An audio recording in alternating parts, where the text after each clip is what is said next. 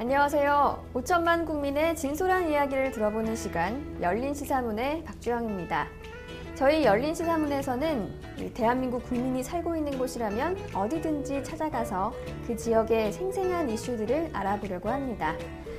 오늘은 대한민국의 역사와 미래가 함께하는 도시 수원으로 가볼 텐데요. 수원의 명소들로 함께 떠나보시죠.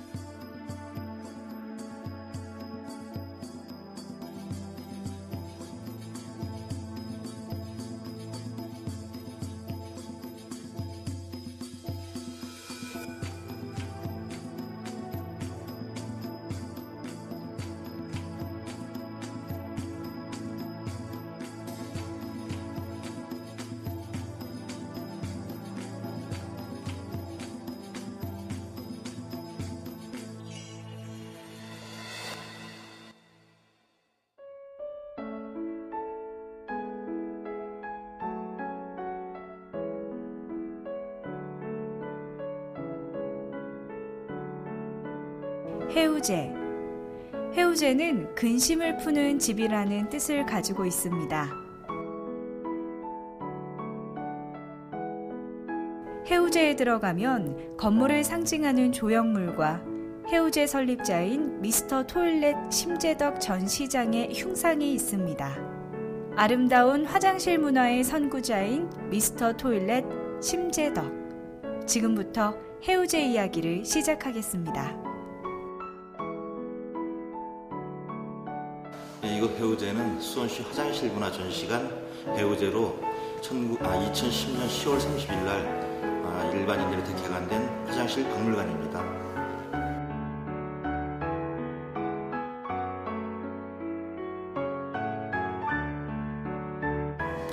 세계 사람들이 수원시를 말할 때는 화장실의 문화도시, 화장실의 메카 도시라고 알려져 있습니다. 그것은 뭐냐면 수원이 2002년도 월드컵을 유치했을 당시 그때 수원시는 그 리셉션을 외국인들 같이 리셉션을 한번 열었어요. 그때 UN 쪽에 있는 사람이 그때 시장이었던 심재덕 시장님한테 시장님 많은 외국인들이 오는데 그럼 화장실 문제는 어떻게 할 겁니까?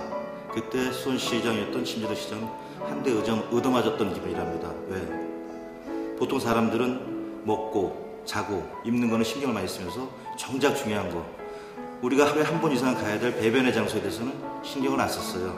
그래서 그때 수원시는 화장실에 대해서 새로운 계획을 세워가지고 화장실을 좀 더 세계 사람들한테 얼마큼 알릴 수 있는 것인가, 편안한 공간인가 알릴 수 있는 공간인가, 그거를 생각하고 TF팀을 꾸며서 새로운 화장실들을 짓기 시작한 게 수원에 이제 아름다운 음악이 흐르고 꽃이 있고 그 다음에 커피를 마시는 그런 화장실들이 104개의 공중 화장실이 있습니다. 화장실 문화운동의 세계화. 수원에서 시작된 운동은 세계 최초 공중 화장실법을 제정하는 데 원동력이 되었습니다. 그 원동력을 바탕으로 세계 화장실협회가 탄생했습니다.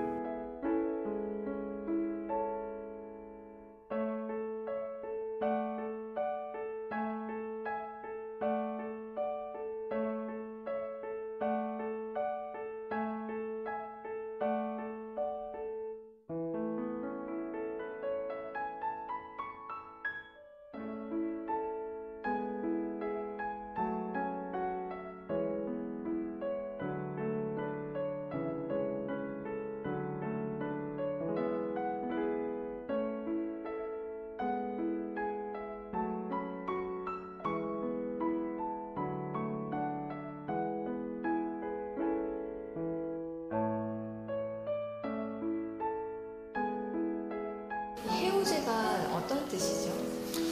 절에서 보면은 그 화장실 뭐라고 그럽니까? 근심을 도는 곳, 해우소라고 그러죠. 이것은 집제자를 써가지고 근심과 걱정을 도는 집이라는 뜻을 가지고 있습니다.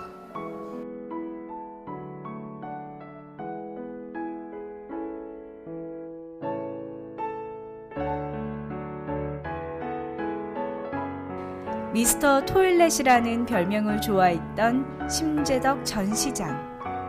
해우제는 심재덕의 철학과 신념을 나타내주는 상징적인 존재인데요. 내부에는 해우제의 역사를 알 수 있는 사진들이 전시되어 있습니다.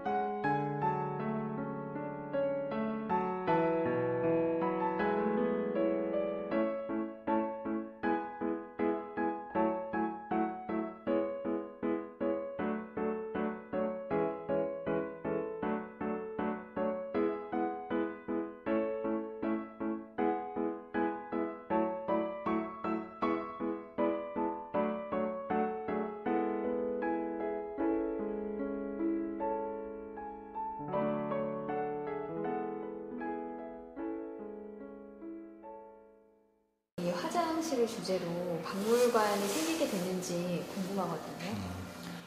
이 집은 원래 전 수원시장이셨던 심재덕 시장님의 집이었어요. 그래서 2007년 11월 달에 변기 모양의 집을 짓고 그분이 1년 반을 여기서 사셨습니다. 사시다가 그때 화장실 문화운동을 해서 돌아가시면서 이 집은 자식들한테 주지 않고 수원시에 기증을 하였습니다. 그래서 수원시는 이 집을 기증받은 이 집을 가지고 세계 사람들에게 화장실 문화를 알리는 전시 문화의 공간으로 활용하고 있습니다.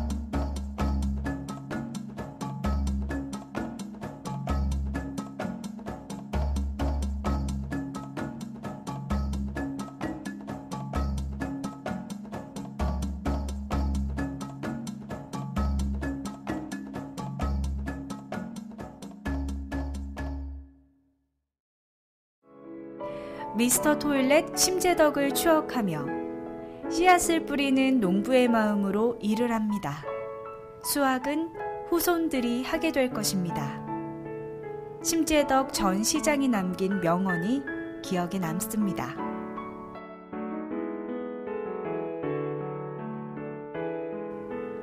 전시관 곳곳에는 아이들이 그린 화장실 관련 그림들이 전시되어 있습니다.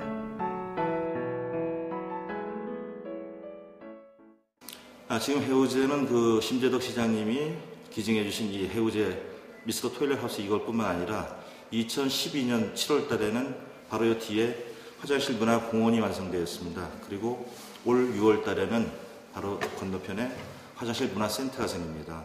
그럼 이 지역 전체는 세계에서 유래를 알아볼 수 없는 첫 번째죠. 첫 번째 세계 화장실 테마 공원이 완성되는 것입니다. 박물관 밖으로 나가보니 화장실 관련 공원이 조성되어 있었습니다. 과거에 우리 조상들이 사용했던 독특한 모양의 변기들이 곳곳에 보였습니다.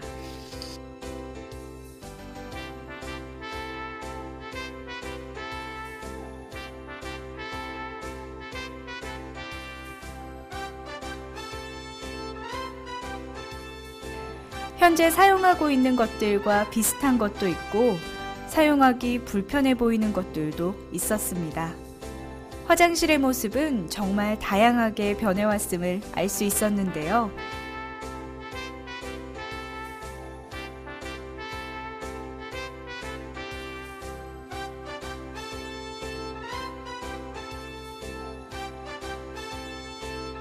박물관 뒤편에 이렇게 많은 볼거리가 있는 것에 놀랐습니다.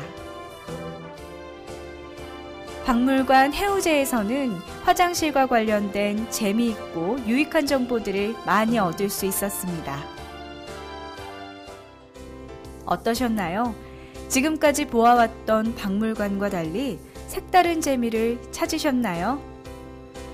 수원에 오신다면 시간을 내어 들러보시길 권합니다.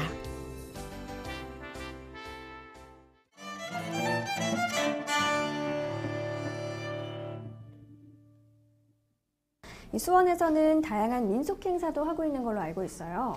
네, 그렇습니다. 매년 정월 대보름이 되면 고색동에서는 민속 줄다리기라는 행사를 진행해오고 있는데요. 참 오래된 행사라고 합니다. 큰 동아줄 위에 성인 남자 2명이 올라탄 이 장면이 참 보기 흥미로웠습니다. 이제는 수원의 자랑이 된 멋스러운 전통 행사 고색동 민속 줄다리기 지금 함께 보시죠. 지난 정월대보름, 수원시 권선구 고색동에서 풍악을 울리는 소리가 흥겹게 퍼지고 있었습니다. 풍물놀이로 분위기가 한껏 고조된 가운데 민속 줄다리기 행사가 시작됐습니다. 한복을 곱게 차려입고 여장을 한 편장은 암줄에 올라가 줄을 잡은 사람들을 이끌고요. 사모관대를 입고 패랭이를 쓴 신랑은 숫줄에 올라 놀이를 주도합니다.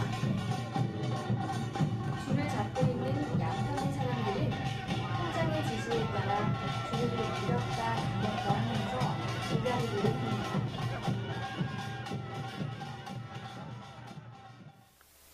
옛날 그 버든의 원래 수원시에서는 버든의 줄다리기고 고색 줄다리기가 있었어요.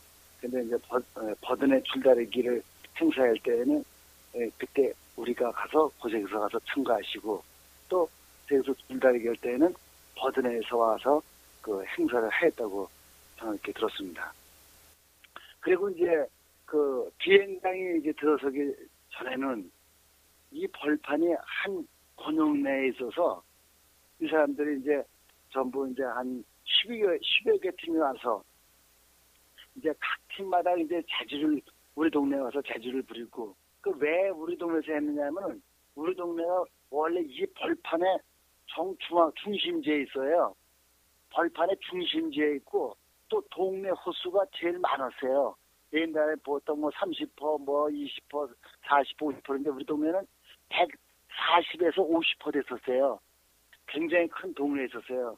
이제 우리 동네가 이제 민속 행사의 이제 중심지였죠, 이제. 그리고 이게 각 팀들이 이렇게 축제의 장이었죠. 한복을 곱게 차려입고 여장을 한 편장은 암줄에 올라가 줄을 잡은 사람들을 이끌고요.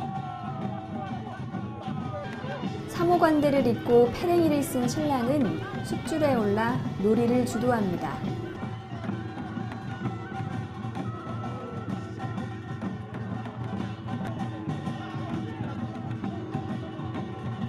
줄을 잡고 있는 양편의 사람들은 현장의 지시에 따라 줄을 밀었다 당겼다 하면서 줄다리기를 합니다.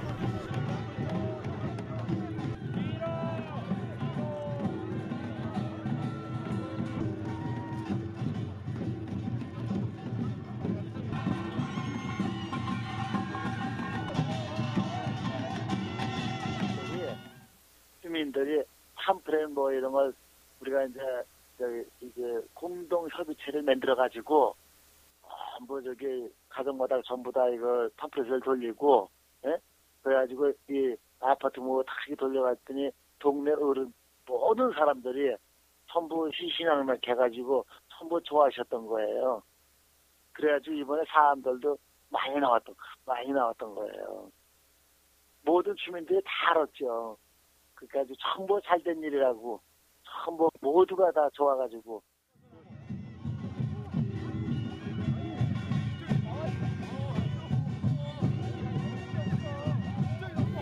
밀고 당기는 과정을 거쳐 마침내 양편의 줄이 합해지는데요. 숫줄의 머리 부분을 암줄에 밀어넣은 다음 줄이 빠지지 않도록 기다란 나무로 만든 비녀를 끼웁니다. 이렇게 줄을 합하는 것에 의미가 담겨 있는데요. 지프로 만든 줄을 합함으로써 그 해의 풍년을 소망하기도 합니다. 모두가 부자 되세요. 모든 주민 여러분 새해 복 많이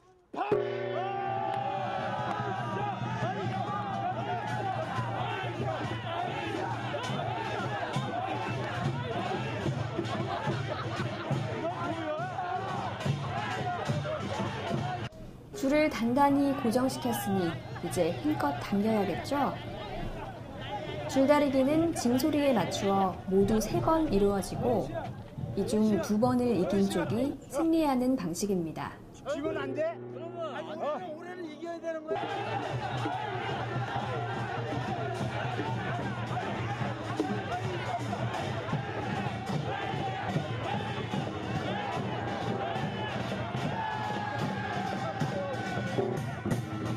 각 지역마다 줄다리기와 관련한 속설이 있는데요. 수원 고색동에는 암줄이 이겨야 마을이 평안하며 풍년이 든다는 믿음이 전해지고 있습니다. 사실은 저희들이 제일 걱정을 했던 부분이 환주도에서 하는 거는 생명력이 짧다는 거예요. 주민들의 그 자부심, 긍지 이런 걸 심어주는 거는 주민들 스스로가 모든 줄을 만지고 모든 걸 준비하고 그래서 저희들은 닿는 부분에 대해서는 극히 최소화를 시키고 나머지 주민들이 전부 옛날 모양 십시일반이로 이것은 내 거다. 이 문화는 우리의 것이다라는 것을 확실하게 주민들한테 저는 그걸 인식을 시켜주고 싶습니다. 서로 합심해서 지역 고유의 문화를 주도적으로 이어가고 있는 수원 고색동 주민들. 전통놀이 문화와 그 의미가 퇴색해가는 요즘, 고색동 민속 줄다리기 행사가 해마다 열리고 있는 것은 참으로 고맙고 다행스러운 일입니다.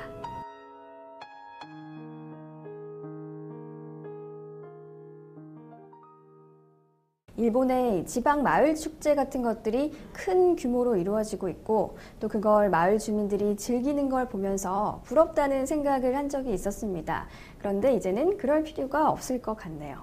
네, 고색동 줄다리기 행사는요, 주민 공동협의회가 주최하는 행사라고 합니다. 자체적으로 진행하는 행사이다 보니까 더 많은 시민 여러분들의 참여가 필요한 것 같습니다.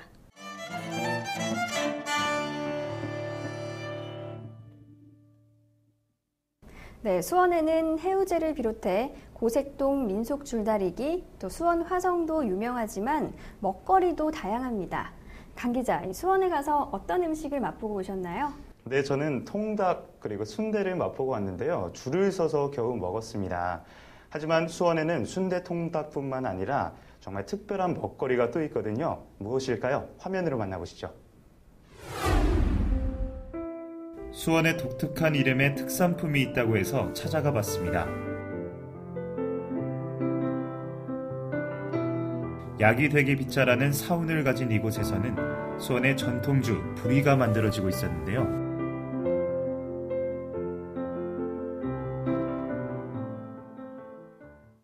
기본적으로 시청자분들은 불이라고 하는 이 제품에 대해서 생소할 수도 있을 것 같아요.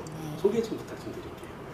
저희 불이라는 술은요, 동충하초와 12가지 한약재로 빚은 약술입니다. 리큐르인데 정말 몸에 좋고, 동충하초가 효능은 인증을 많이 받았잖아요, 잠사협회에서. 그래서 숙취에도 뛰어난 효능을 갖고 있고, 항암 효과나 항스트레스에도 굉장한 효과가 좋다고 합니다. 그래서 불이라는 이름은 훈민정음에서 따온 어원에서 뿌리 깊은 나무 바람의 알메스에 거기서 따온 뿌리입니다. 남자의 좋다는 의미도 있다고 합니다. 지난 1999년 수원시와 수원농협이 공동 출자에 만든 회사에서 불이를 생산하기 시작했습니다. 12가지 약재를 원료로 하는 불이는 우리 전통의 먹스러움과 현대적인 감각을 잘 조화시킨 민속주라고 할 수 있습니다.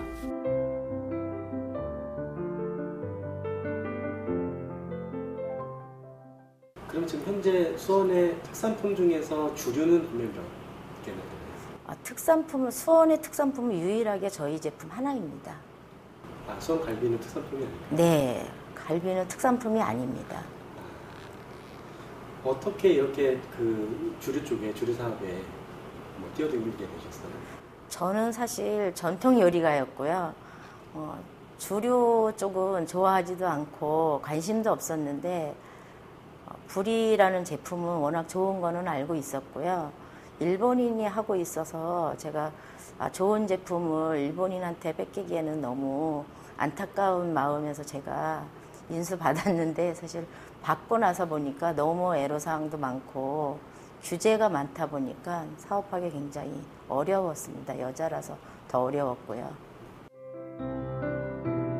좋은 재료만을 사용해 최고급 술을 빚겠다는 신념 아래 독자적인 기술이 개발되었고, 여러 번의 시행착오 끝에 특별한 술 불이가 탄생했습니다.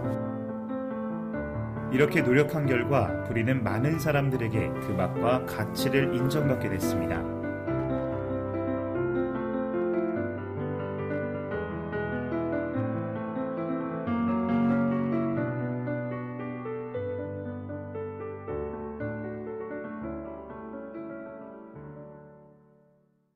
그 불이라는 제품이 수원의 특산물로 지정이 됐던데, 네. 그 과정을 좀 말씀해 주실 수 있나요? 특산품이 되려면요, 자격 요건이 대주주가 농업인이어야지 됩니다. 그래서 농업 경영체를 등록을 해서 수원 인근 지역에서 상위 3가지 원재료를 재배 계약을 해야지 되고요. 그래서 화성에서 농가를 찾아서 재배 계약을 맺어서 수원시장님 추천을 받고 경기도지사님 추천을 받아서 국세청에서 인증을 받은 겁니다.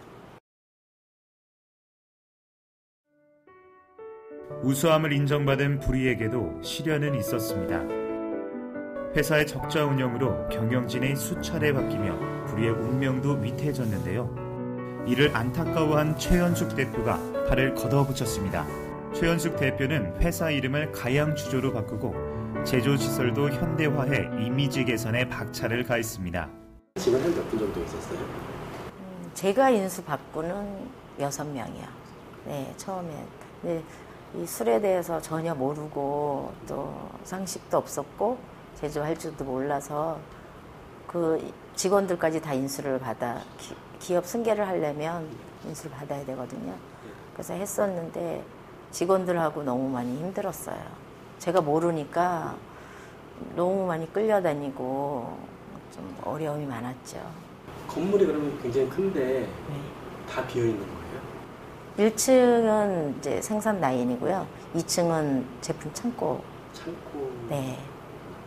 네. 1층이 사무실. 네, 네. 1층에도 제품 그 생산 라인 옆으로는 술 탱크들이 많이 있습니다. 밖에 있듯이.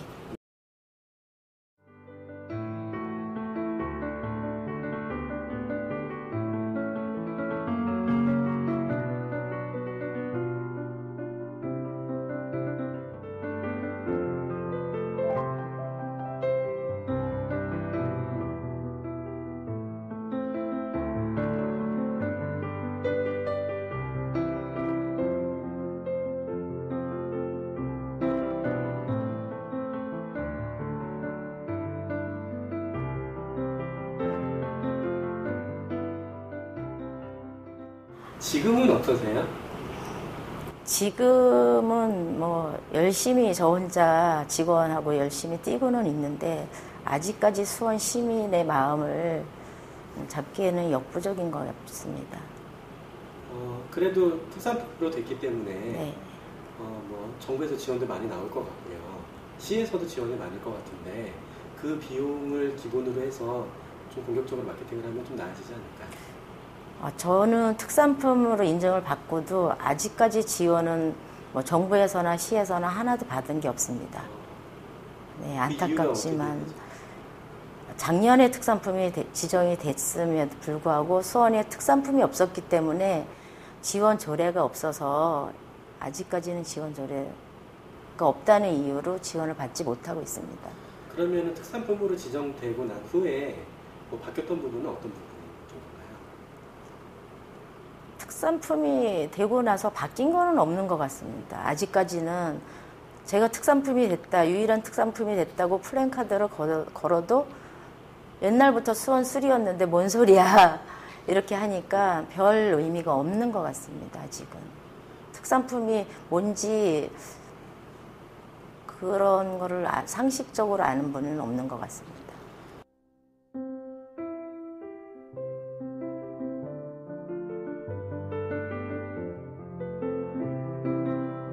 살아있는 누에에서 자란 눈꽃 동충하초와 홍삼, 오디, 구기자 등 몸에 좋은 약재를 오랜 시간 숙성시켜 만든 부리는 부드러운 맛과 은은한 향취 그리고 오묘한 뒷맛을 자랑하는데요. 부리를 마시면 숙면에 취할 수 있고 피로가 풀리는 등 건강에도 도움이 된다고 합니다.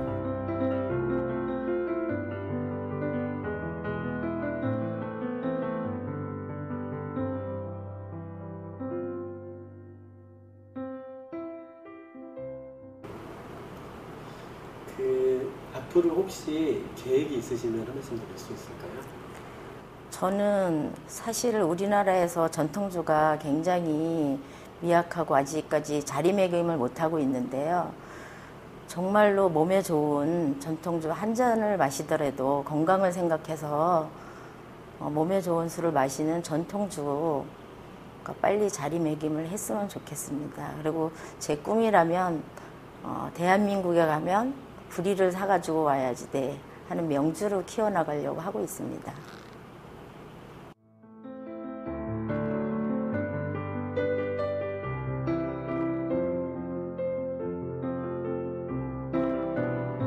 역사와 문화의 도시 수원 특산품 부리가 앞으로도 더 많은 사람들이 즐겨 찾는 민속주가 되길 바랍니다.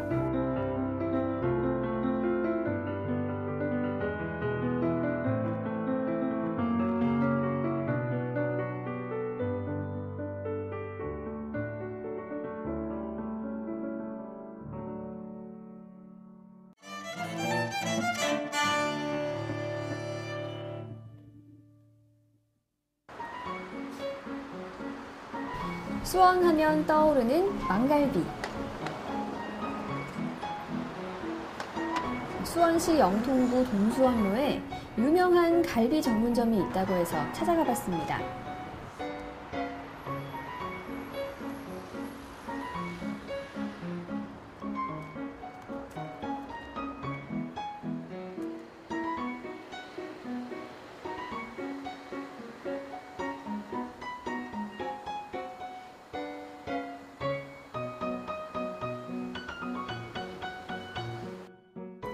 식당 내부는 깔끔하고 세련된 모습이었는데요.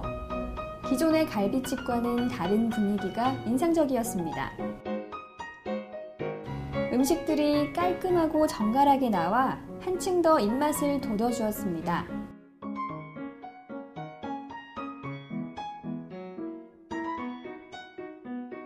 드디어 왕갈비가 불판 위에 올라왔는데요. 된장찌개에도 큼지막한 갈비가 들어가 있어 훨씬 더 먹음직스러워 보였습니다. 갈비가 구워지는 냄새와 소리가 식욕을 자극했습니다. 갈비가 익어가는 동안 주위를 둘러보니 점심시간이었는데도 갈비를 먹으러 온 시민들이 많았습니다.